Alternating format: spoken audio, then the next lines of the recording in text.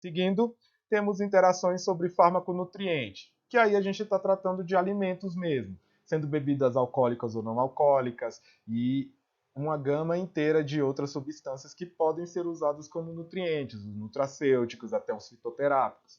Por quê? Os maiores vilões aqui são a toranja, o grapefruit, que estimula muita interação medicamentosa. Bebidas de sabor cítrus, o refrigerante também causa interação medicamentosa. O leite fermentado, gente, eu vou mostrar para vocês. Chás são importantes e fitoterápicos.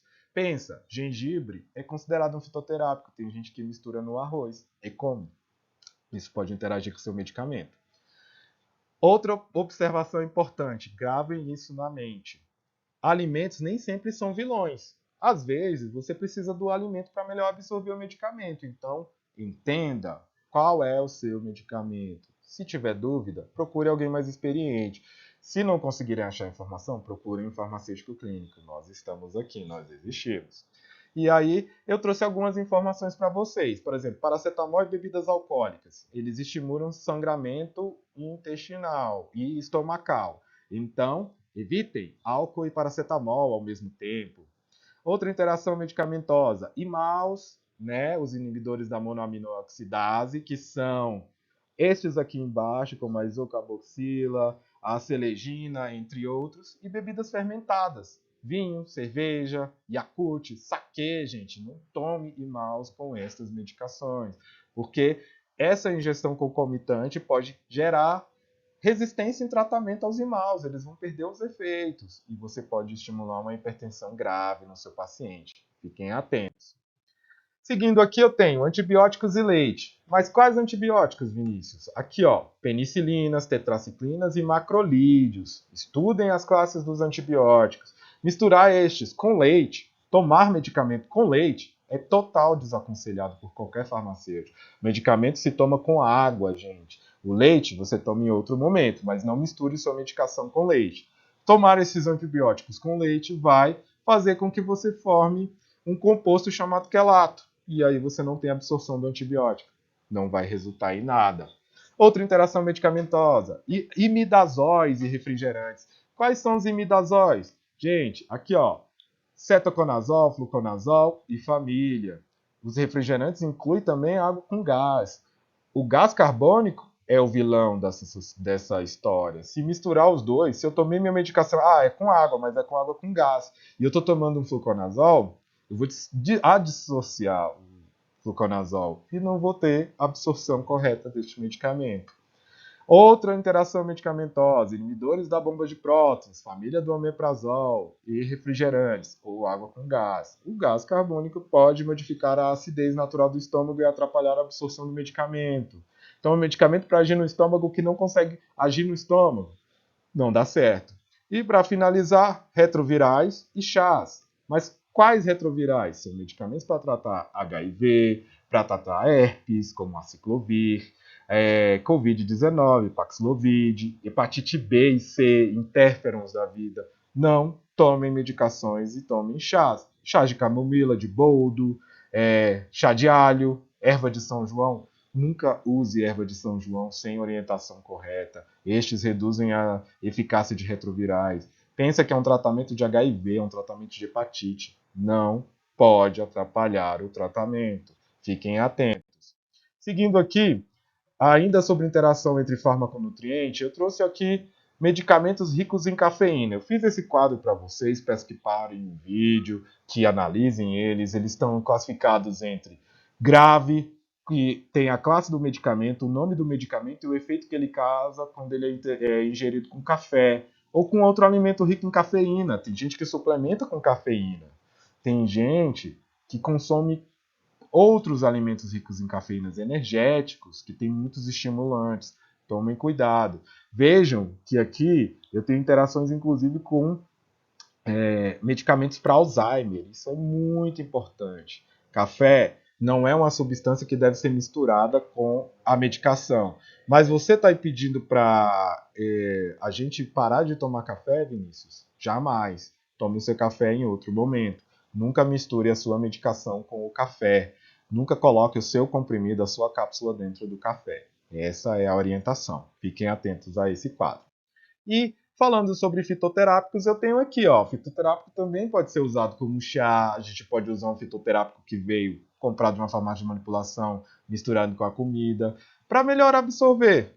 Pode ser um suplemento vitamínico também. O que acontece? A gente tem esse quadro aqui, peço que parem o vídeo, analisem com cuidado, porque tem a descrição do que é o fitoterápico, de como ele interage com outras medicações. Não estou falando para que não usem fitoterápicos. São eficazes, mas precisam de responsabilidade, assim como qualquer medicamento. Seguindo aqui, a gente tem que falar também sobre farmacopatologia. Que tipo de interação é essa, Vinícius, que eu nunca ouvi falar? Ela ocorre principalmente quando o medicamento é contraindicado para o uso em um paciente que já possui uma patologia, ele já está doente, ele já tem um problema, ele já possui uma demência, e eu vou usar um medicamento que vai agravar a demência? Não posso, isso é uma interação com o medicamento. Também ocorre quando dois medicamentos induzem o surgimento de uma patologia. Querem ver? Olha o exemplo. Pregabalina mais peridonpril pode induzir o surgimento de angioedema. É gravíssimo essa interação. Não pode ocorrer, não podem ser misturados. Seguindo, e se eu tiver uma insuficiência renal e começar a usar ou continuar usando o AS? Ninguém se atentou a isso, eu não contei para o meu profissional de saúde, para nenhum deles. Então, o que o AS pode fazer? Pode atrapalhar ou agravar casos de insuficiência renal. Seguindo aqui, eu tenho doença hepática e risperidona. Se você precisa do antipsicótico, conte ao seu médico. Tente prestar atenção que pessoas com problemas no fígado, seja uma insuficiência hepática, uma cirrose, uma hepatite, elas não podem usar tantos antipsicóticos. Eles podem levar à falência hepática. Perder o fígado, só transplante. É grave isso aqui. Seguindo aqui, temos também arteriosclerose e atenolol. Misturar beta-bloqueadores com pessoas que têm arteriosclerose pode exacerbar angina, pode causar um infarto, pode causar arritmia. Pensa, você já está cuidando do coração e você acaba atrapalhando mais. Então, estudem o caso, prestem atenção, consultem os farmacêuticos. Importante, não se esqueçam, pessoal, reações alérgicas não são consideradas formas de interação medicamentosa, assim como efeitos adversos. Então, se eu tomei um medicamento e esse medicamento me deu tontura, isso é um efeito adverso, isso não é uma interação medicamentosa. Mas se eu tomei um medicamento, por exemplo, um medicamento para dormir, e eu estou tomando um antihipertensivo e isso me causou hipotensão e tontura, isso é um efeito adverso causado por uma interação medicamentosa. São dois fármacos, ok? E para finalizar, como é que a gente cuida disso? Gente, olha, são muitas interações medicamentosas que apresentam consequências sérias. E muitas são potencialmente letais, mas numa pequena proporção de pacientes. Só porque é pouco que acontece, não quer dizer que não aconteça. E a gente não pode deixar o nosso paciente morrer. Então, uma interação precisa ser tratada como uma interação. Se ela é grave, precisa de muito mais cuidado. E outra, uma interação conhecida não necessariamente vai acontecer em todo mundo. Cada caso é o caso, como eu já havia falado. Então, respeitem a constituição genética de cada um, observe seu paciente e preste o melhor suporte possível.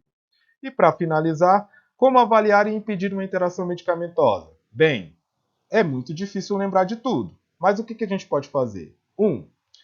Estar alerta para qualquer medicamento que tenha baixo índice terapêutico. Eu trouxe aqui exemplos para vocês. Se atentem a essas classes, entendam esses medicamentos. 2. Medicamentos indutores ou inibidores enzimáticos. Se atentem a quais são. Os exemplos estão aqui. 3. Análise farmacológica básica. Eu preciso entender, o medicamento é ácido ou básico? Meu medicamento vai pelo estômago, vai pelo reto, ele é injetável? Preciso saber farmacologia básica. Eu preciso saber se meu medicamento é ototóxico, hepatotóxico, nefrotóxico. Não vou dar um medicamento nefrotóxico para quem já tem problema nos rins. Se atentem a isso. E considere se o paciente for idoso, é uma população especial. Seguindo aqui, considere a população grávida, elas são muito especiais. Cuidado com a forma de armazenar, transportar o medicamento, ingerir corretamente para não ingerir coisas estragadas, não ingerir tudo de uma vez sem orientação, tá? E tenha em mente, fitoterapia também são medicamentos. Tem pessoas que usam carqueja, por exemplo, na culinária, como pratos portugueses. Então, fiquem atentos a isso. E essas são interações medicamentosas. E para finalizar, eu deixo aqui as minhas referências para esta apresentação. Lembrando a vocês que é só pausar o vídeo, ter acesso às apresentações ou questionarem, pergunte, ficarei feliz em responder. E aqui são os meus contatos, caso queiram entrar em contato comigo, o LinkedIn está ali em frente. Agradeço a todos pela participação, um beijo grande e até a próxima. Tchau, tchau.